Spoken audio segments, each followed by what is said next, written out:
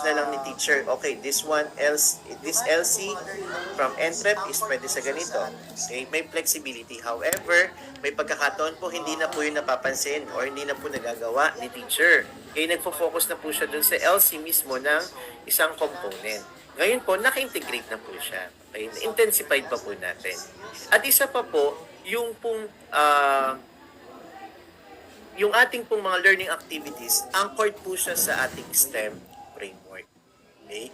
But, again, no, i-ano lang po natin, ano po ba yung home economics tsaka yung FCS. So, home economics, pansadahan lang po natin, a subject or class that teaches skills such as cooking and sewing, which are useful in the home. Pero ang home economics, addressing concerns of the Filipino family, consumer education, family and micro-entrepreneurship, livelihood education, household resources, food and nutrition, housing interior, clothing, crafts, and family life and child development.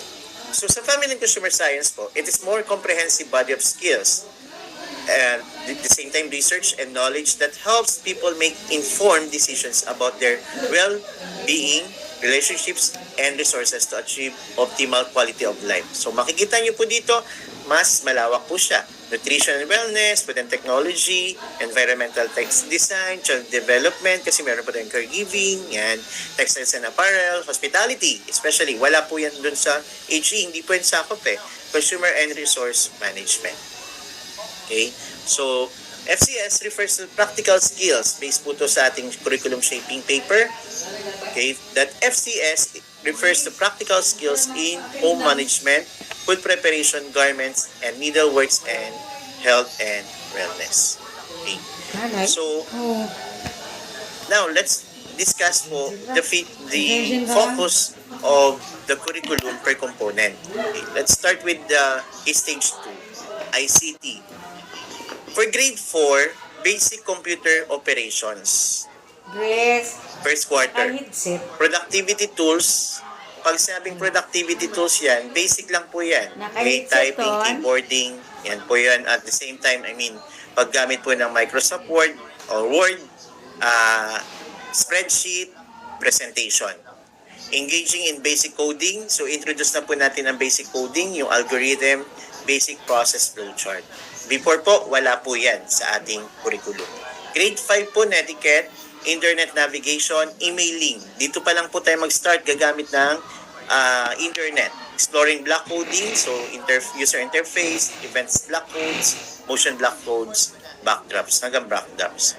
And for grade 6 po, utilizing productivity software. Web conferencing, ito na po yung makikakaroon ng conferencing ang bata.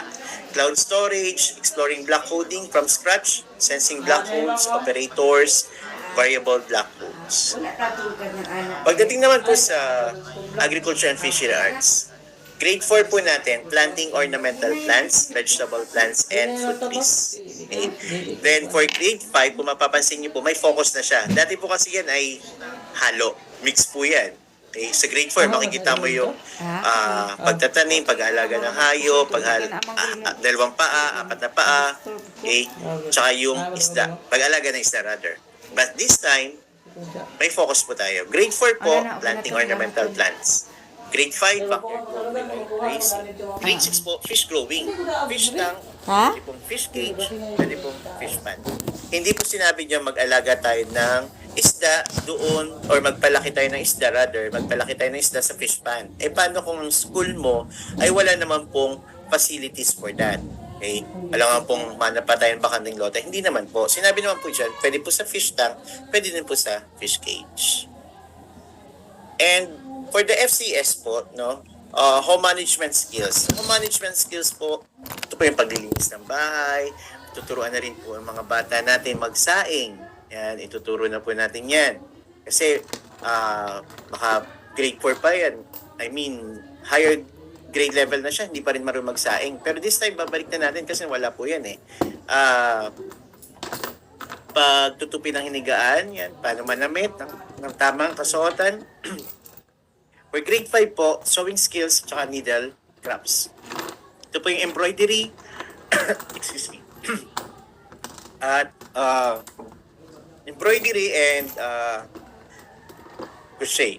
Okay po. Then, for grade 6, excuse me. Yeah, sorry. For grade 6 po, meal preparation, kitchen waste segregation, and food preservation. For industrial arts po, ang ituturo po natin sa grade 4 is fundamental skills in mensuration and calculation, the freehand drawing, isometric and orthographic drawing. Take note po, hindi po yan malalim na konsepto ng orthographic, kundi yung basic concept po lang yan. Matutunan lang po niya yung top view, side view. Okay? Ito lang po yung gusto nating ipakilala sa bata. Project making out of recycled materials. For grade 5 po, basic home repair, wood, metal, electrically operated products. Repair lang po yan hindi po yan gagawa siya ng produkto. Okay? But for grade 6 po, ito na po siya. Creating a project out of local materials. Okay? Take note po, local materials. Hindi po sinabing specific. No? Kumbaga, ito lang gagamitin. Hindi po. Meron po tayo sa curriculum nating flexibility. Depende po siya sa availability or kung available yung materials po. For grades 7 and 8 po, for Key Stage 3. Since exploratory po yan, hinatin natin po yung ICT for grade 7, sectors of ICT, the career and business opportunities, the trends and issues in ICT, qualities of successful entrepreneurs, computer number system, conversion of computer number system, word processing, presentation software, and spreadsheet software. Pagdating naman po ng grade 8 sa ICT, ito po yung digital citizenship, the tools and equipment in ICT, software applications, graphic design software, and video editing. For agriculture and fishery arts po, grade 7, crop production and animal production. Yung basic pa rin po yan and common. Pag grade 8 naman po, fisheries and food processing na ang focus niya. For family and consumer science, hinati rin po natin yan. For grade 7, ang focus lang po niyan ay hospitality and tourism. Yung grade 8 po niyan, basic and common competencies po ng beauty care and wellness, garments at saka po ng handicraft. For industrial arts po, grade 7. Okay. Service in industrial arts po, ang focus, codes and standards in industrial arts services, readings of different measuring instruments, the power tools, hand tools, the maintenance, scale reading, and mensuration and calculation. For grade 8 po, mga ma'am and sir, working drawings and sign and symbols, gagawa na po sila ng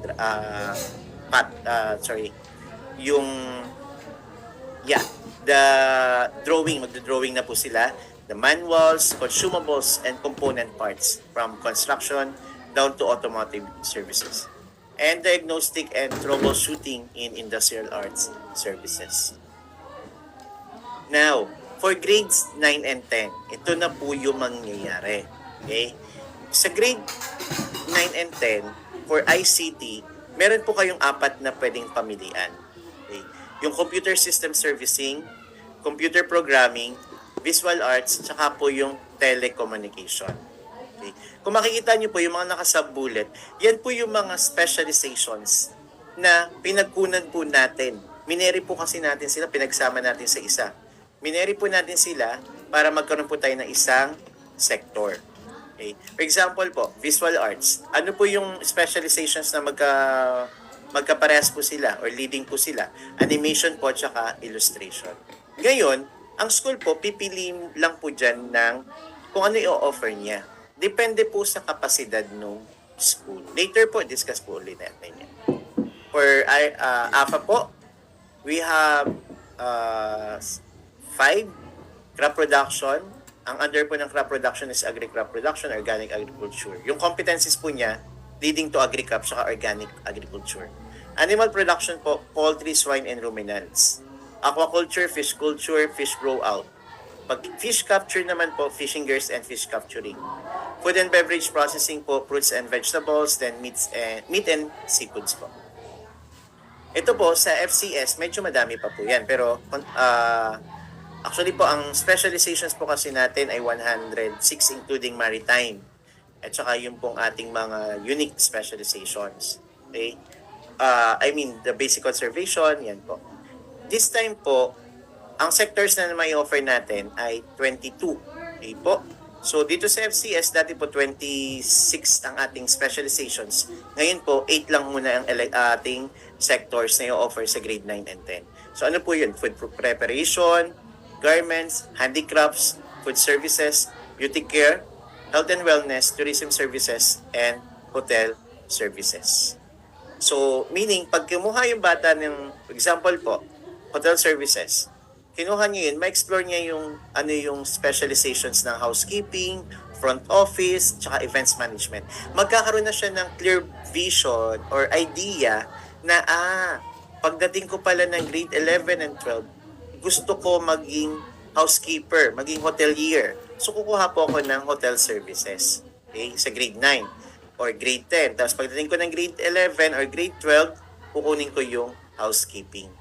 Okay? Ganun po natin siya inilatag. Okay? Then for sectors under industrial arts po, residential plumbing, residential construction, carpentry, metals engineering, electronics and electrical engineering, and automotive and small machine. Okay? So pakita po natin yung sample kung paano po natin siya i-offer sa ating mga school, mga ma'am and sir. So, yeah. For, if ang school nyo po may capacity na i-offer yung iba't ibang components ng TLE. Okay, tapos, marami kang facilities, may mga teachers ka, gusto rin ng bata. So, pagdating ng grade 9, pwede nyo pong i-offer yung ICT. Pili lang po kayo kung ano yung gusto nyo i-offer or gusto ng bata. Pwede po tayo mag-survey. Ano po yung gusto ng bata? Siyempre, unang-una po yung gusto ng bata. Okay? Sa second sem, okay, yung second sem po natin sinasabi dyan, yung third quarter po. Pero hindi naman po natin sinabi na semestral na po yan. Hindi naman po. Okay? Inano lang po natin na hinati lang natin yung isang taon sa dalawang semester. Pero yung dalawang semester pong yun ay nakatumbas ng ng 4 na quarter rather. So for the second sem, agriculture and fishery arts naman, pili lang din po tayo dun mula sa 5. Sa first sem naman po ng grade 10, another FCS naman po ang in-offer natin. Pagdating po ng grade 10, second semester, industrial arts naman po siya. Okay? So, pwede po siyang laruin. Paano kung ang school niyo po ay one component lang ang kayang i-offer? So, for example po, this one, agricultural school po tayo. Grade 9, ang offer na po natin, first sem, crop production. Pagdating po ng second sem, animal production. Grade 10, aquaculture ng first semester, and food and beverage processing ng second semester. Ulitin ko po mga ma'am and sir. For grades 9 and 10, meron po tayong mga menu of sectors. Okay, menu of sectors, pwede po tayong mamili doon. Okay, pwede po tayong mamili. Ang iiwasan lang po natin, halimbawa, yung bata, kumuha na ng crop production sa grade 9. Pagdating ng grade 10, crop production po uli ang na i-offer ninyo. Okay? So, na-repeat po yung